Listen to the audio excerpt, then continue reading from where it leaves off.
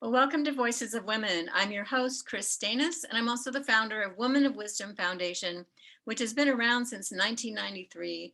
We're having our 30th annual WOW conference, March 24th through the 27th. It's online again for the second year, which last year was very successful and drew people from all over the country, which was fabulous. Our theme this year is celebrating our sacred pearls, nourishing the waters of the feminine. We have lots of experiential workshops to choose from, also panel discussions on topics of interest for women, such as racial equity, spiritual activism, and the feminine perspective from different religions. Our special guests this year are Cynthia James and Rianne Eisler. You can read about it at our website, womenofwisdom.org. And today we are having one of our workshop presenters, Donna DeNomme.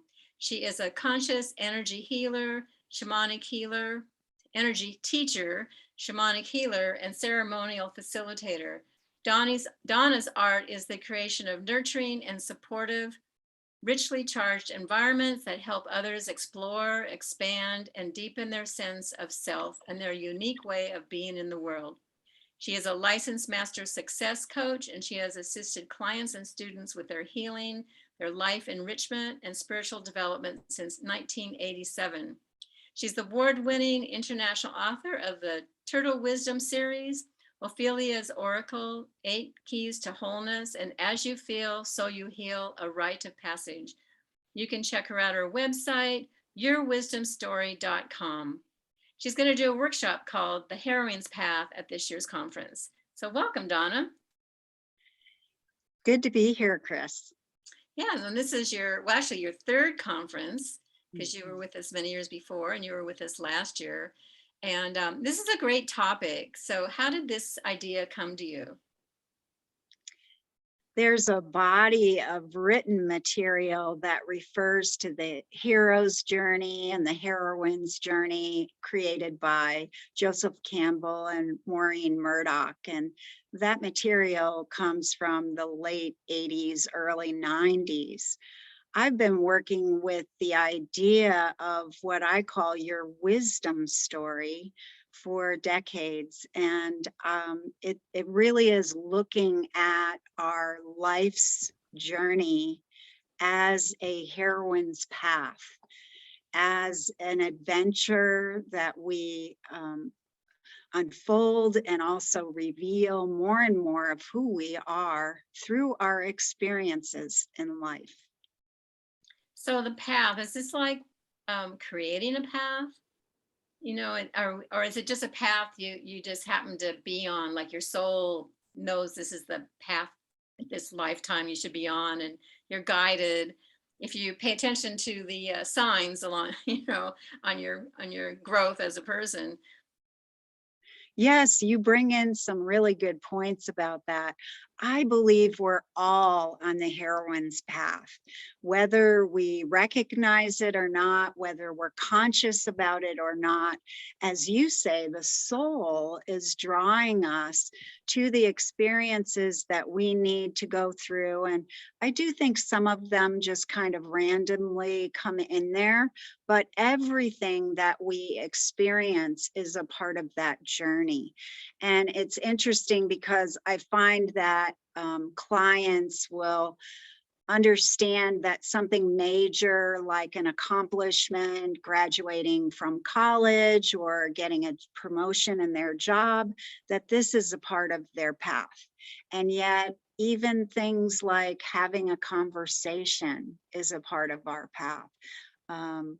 Cleaning our house, having a challenge, those are all parts of our path. Everything we do is a part of that path. And to me, when we get more conscious about our wisdom story and we look at it from the perspective that everything that comes in to our realm is there with meaning and purpose for our expanded growth, then we can move forward with those conscious steps, those purposeful actions that can lead to a life that's really one of our choosing, one of our design. And I believe then our evolution is much more conscious, right? Yeah, I think a lot of people want that, and sometimes it's unconscious, and things happen, and we aren't paying attention. And so maybe some of it's just starting to, have that awareness of what's coming to you. Sometimes, yeah, there's things that happen, and we don't even realize their significance until after the fact. But being aware of, if you're talking to someone and they give you a message, or you see a billboard that speaks to you, and then, I don't know, meditating about it, or just reflecting it, how does that relate to you and your life? And a lot of us sort of, we aspire to have something, like we're searching for this path, when we're really already on the path. Yes, definitely. We are on the path, whether we recognize it or not. And, noticing those signs and those symbols that are all around us and being able to read them or discern them in a way that helps us to refine what it is we're doing. And I think that really at kind of at the base, the foundational base, is this understanding that life isn't happening to us. We're not getting bombarded by the things that come into our realm, but life is happening with us. And so certainly we're not in control of everything that happens. We just had massive wildfire in Colorado, and over 1,000 homes were destroyed. And this has touched my life because my dear friend and illustrator of many of my books lost her entire home where she raised her children, all of her artwork. It was her fulfillment center. So all of her inventory, everything, her momentums, her childhood toys, her photographs, everything is gone. And yet what I'm seeing, both with my friend and her family and how they're responding to that, and also our state and how we all are responding to that, is really a beautiful part of that story unfolding, in the sense that many people are stepping up to help, to come to assistance, to provide for the people who have lost everything. And it was really crazy because, we have fires sometimes in the mountains, but this fire wiped out 2 towns and another part of another town. So, I mean, it was in town and it was a wildfire. It was just devastating. Yes, and that's hard to go through, and into the grief of losing, like, her legacy. And yet, there's something, she's still here, she's still who she is. um and and to have to allow yourself to go through, so she's on another heroine's path, she has to allow herself to almost create a new path, or but still grieve what is lost. Yes. So it's, And yeah. you see, Yeah. that's such a big part of it, is that we can't rush to the good part. We can't rush to the resolution or go to that kind of daisy faced place of everything's fine. Everything is not fine. There's a big loss, there is grief. And yet, what I am so pleased to see with this friend, just so proud of who she is that she stands in the place of acknowledging the loss and the grief. At the same time, she's saying how precious life is. And I'm pleased to be here. I'm glad to be alive. But also, one friend mailed her a set of pencils, colored pencils, and a sketchbook. And she said, I opened it and cried and realized I'm still an artist. Right? And there's a group of us who are raising money to help her reprint some of her wonderful journals and cards and just artwork because it's beautiful, and luckily she has those files. But to me, this is such an example of what we go through. You know, it's not like anyone would say this is an experience I want to have, right? We have medical issues, or we have relationships break up, or we have a tragedy like this occur. It's not like we would sit down and script it out, right? And say, this is what I want to draw in. But those are the places where within that difficulty, within that ugliness, there are golden gems. And when we can mine those gems, those are the things that our character, our personality, our wisdom story is formed by, is created by, right? Well, as you're talking, it makes me think of the importance of having the support, like what you're saying, you know, her friends, of coming together to do things. That to this heroine's path isn't a soul path on your own. You need the support of others, and you support others because you are a coach and you work with people and probably help guide them to their path. Um, so speak to that, the importance of that we're not doing this alone. I really appreciate that you're bringing in that piece, because none of us do it alone. I mean, in one way, we are alone in that we're born alone and we'll die alone. And so there's a part of our journey that truly is solo. And yet I work very closely with my spiritual guidance. And in times of, I want to say, choice points, times of pivotal shift for me in my own life, what came in was exactly what you're saying, Kris. What came in was this message that a big part of why we're here is to look at how we treat one another, how we lift each other up when we need that, and how we contribute to the entire collective. And so I believe when each person does their own personal healing, that contributes to the universal healing, that contributes to the beliefs and the thoughts that are held out there as a collective. And certainly I know there's lots of opinions and lots of different ways of looking at things, but there's a collective energy.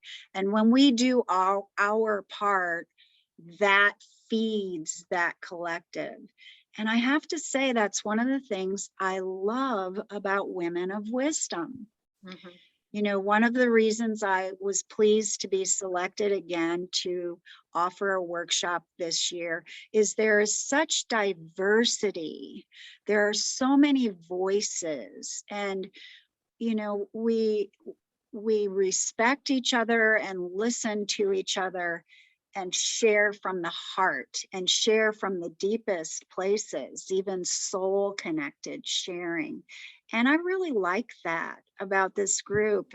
And thank you for having me back again. I'm pleased to be a part of this community.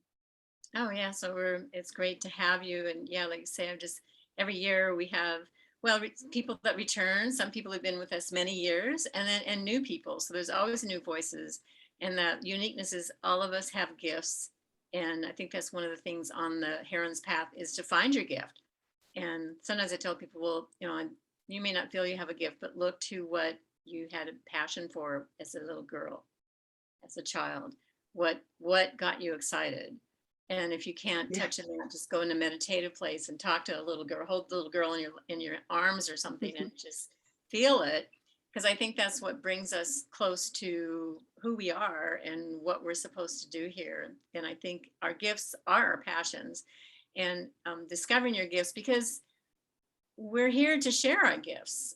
We all have a unique voice, and we all have something to give. And I might feel like you're an author, I'm an author. I mean, I've done the one Woman of Wisdom book, but I can go, oh, there's so many books out there on the divine feminine. Why is mine needed? Well, everybody speaks to different people and have different voices. And if you reach, it's also like our stories. That one of the things happen in Women of Wisdom is people have an opportunity to share their stories. And if your story reaches one person, it's done its job. And if you hold back and don't share that story, I'm calling that selfish now, because it's not meant for you. It's meant for somebody else to hear. And it helps me share my story more. It helps me speak up when I get the nudge, and part of me inside goes, no, no, no, I don't want to say that. Or I get shy. And then I have to remember, like, no, I'm getting this nudge for a reason. And then somebody will say, oh, I'm so glad you said that. So, it serves its purpose. And when people resonate with your story, it gives them permission to share their story, which a lot of us hold on to our stories and then don't share. And the healing comes from speaking your story. Mm-hmm. And I see that's what happens at Women of Wisdom every year. So let's talk about, because we just talked about the conference, how does this heroine's path relate to our theme, our sacred pearls, nourishing the waters of the feminine? When we go through our heroine's journey, we glean these gifts. You've spoken about it a little bit. Some of them we may know that we were born with, our gifts, our talents, our abilities. Some of them may come in unusual ways, like my friend who's undergoing this situation now with having lost everything. She's discovering, every time I speak with her, she says, oh, this is what was precious today. She's just sharing it. It's like being fresh and new as she discovers again and again what is meaningful and what really counts, in life. The beauty of interacting with her grandchildren, just very things that most people maybe just think are a part of everyday life. It's turned up now. It's very acute.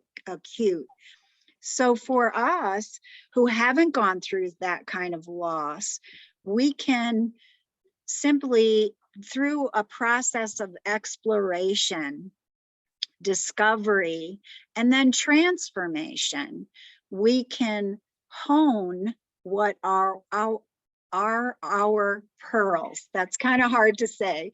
That which are our pearls, and that relates to our theme. The sacred pearls. We all have sacred pearls, and to discover what those are, and in some cases that means we have to take what is painful or difficult to look at, burns to the touch. We have to take those things and help them to shift, to evolve, to grow into something useful. We find the meaning and the purpose in even the darkest of our nights, the darkest of our times, the darkest of our parts of our personality, right? Because the thing about this journey is that we are pliable. It can shift. And that's why in some cases, we look at this almost like a sculpture or a masterpiece that you would be painting. That was really interesting to me. I have had many friends who are artists.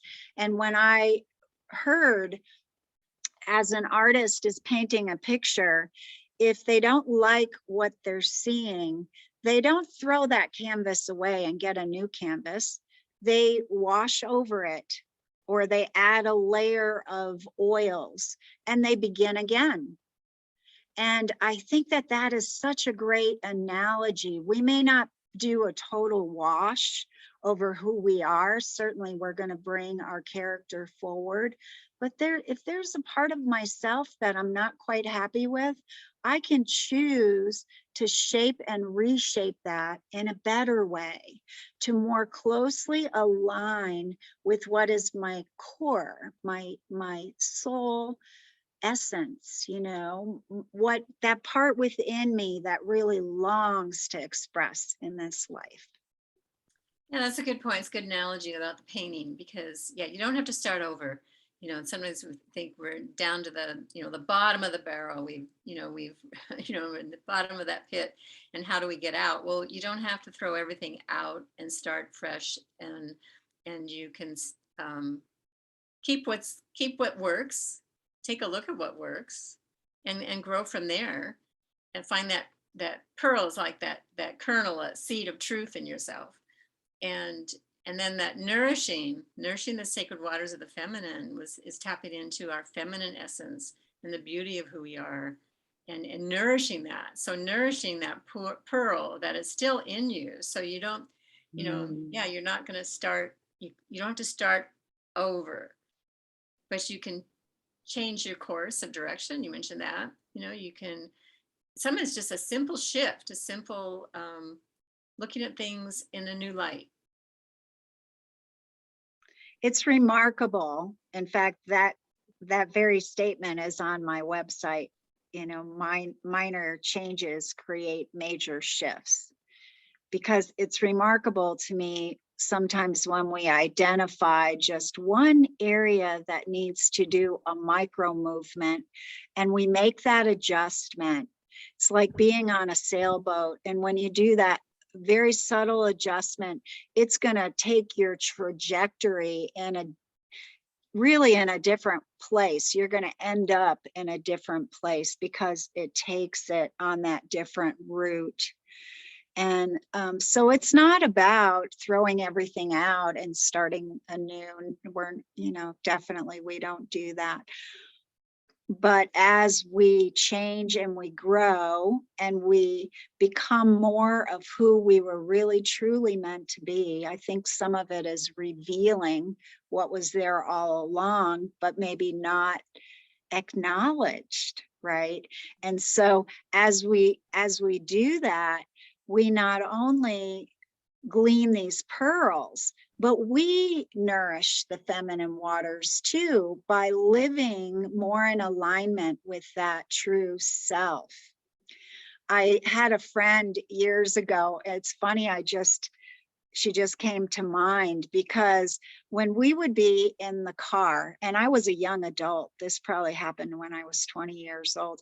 When we were in the car, we would all be singing, and she would never sing. She would be sitting there, she would never sing.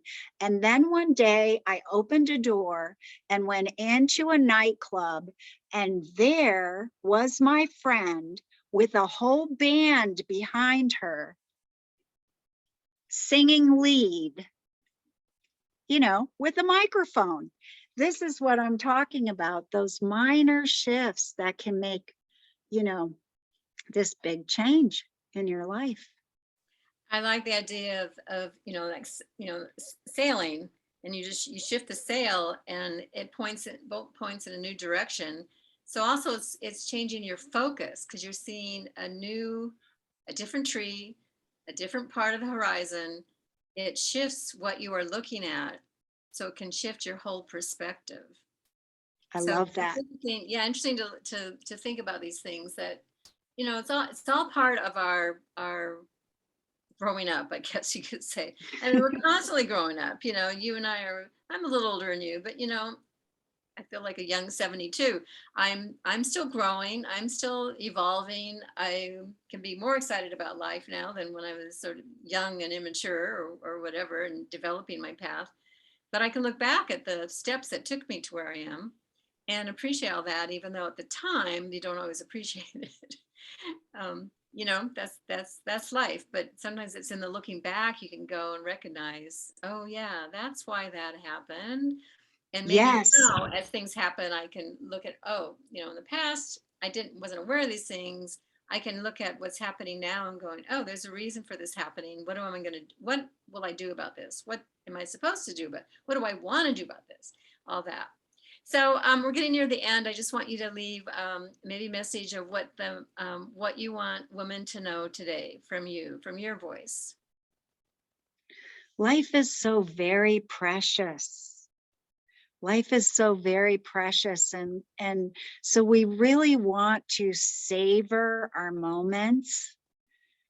I like that you're talking about looking back and appreciating and recognizing what experiences we've had in the past have brought to our lives. That's part of it too, appreciating what brought you to this point, and then being able to savor where you are, where you're at, and look at where you want to go on that horizon so that you can adjust that sail. Right. We can always adjust it. Yeah. Thank you so much, Donna, for being here today. Thank you, Kris. And I hope to see many of you who are listening at this 30th annual conference. It's going to be a fabulous one.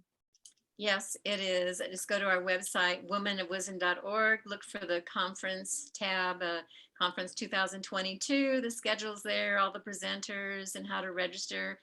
And also check out Donna's website, yourwisdomstory.com.